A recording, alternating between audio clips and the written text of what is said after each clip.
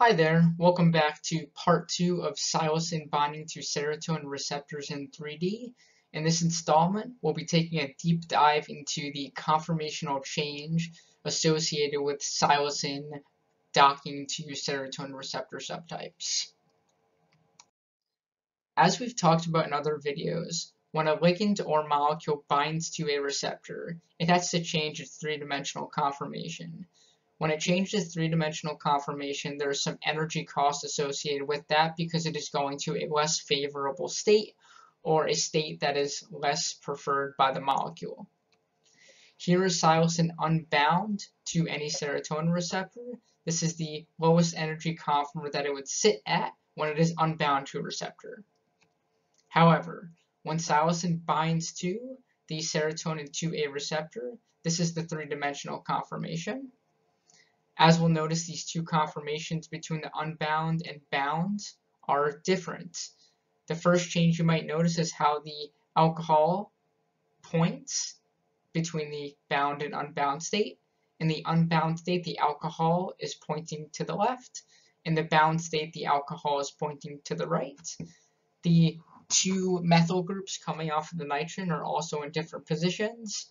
In the unbound state, the two methyl groups sit like this. In the bound state, they sit like this. So you can kind of think about the molecule as it's binding to a receptor, slowly changes its three-dimensional conformation to sit inside that very nice, snug spot inside the receptor.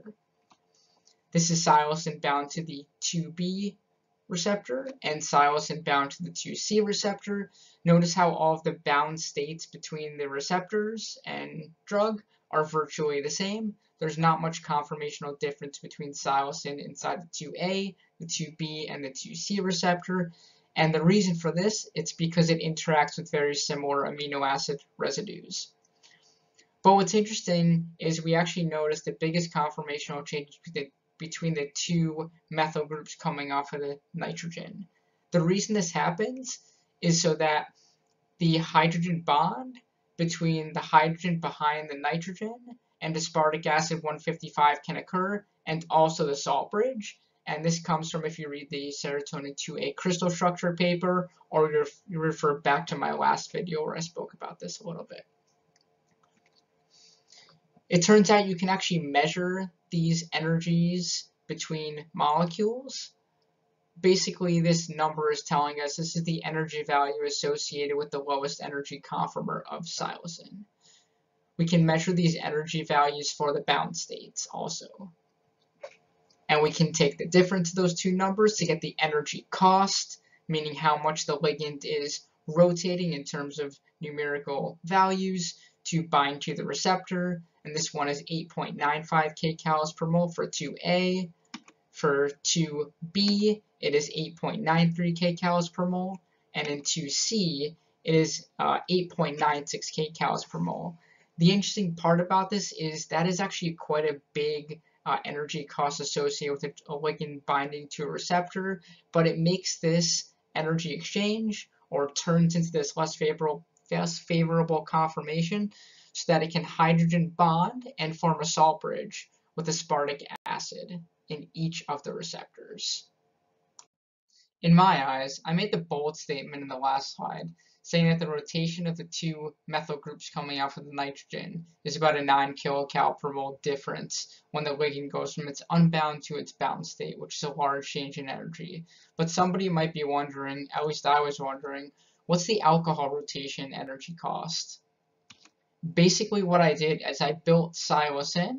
It is in the bound state when it is bound to the receptor, but the alcohol is pointed in the opposite direction. And I measure the energy of that conformer, which is this value.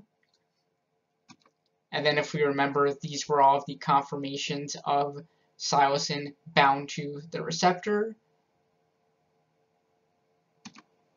These are their energy values. Notice how the energy value between the bound state and the unbound state is virtually the same. But it's really showing us that the conformational change between the alcohol is so little and so negligible. And the 2A receptor, it's 0.09 kcal per mole. And serotonin 2B, it's 0.07 kcal per mole. and in serotonin 2C, it's 0.1 kcal per mole. So this is sort of proof that I have convinced myself, and hopefully some of you guys, that this large conformational change in energy between psilocin unbound and bound is due to the two methyl groups changing from this conformation unbound to this conformation when bound, so that it can form that beautiful salt bridge and hydrogen bond between itself and aspartic acid 155. I'll likely do a part 3 of this installment, so stay tuned. The thing that I love about research and science is that we can keep diving deeper and deeper into this rabbit hole, and there really is no end. Stay curious till then.